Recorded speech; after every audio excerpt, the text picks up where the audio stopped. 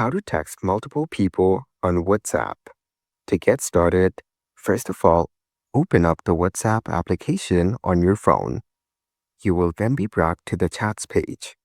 Here, you can view all your chats with friends on WhatsApp.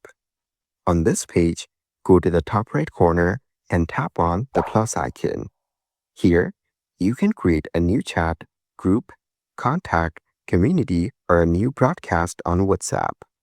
You can also scroll down to view all your contacts. Now tap on New Broadcast.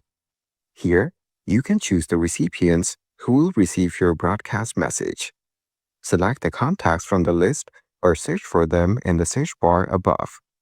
After selecting, tap on Create at the top right corner.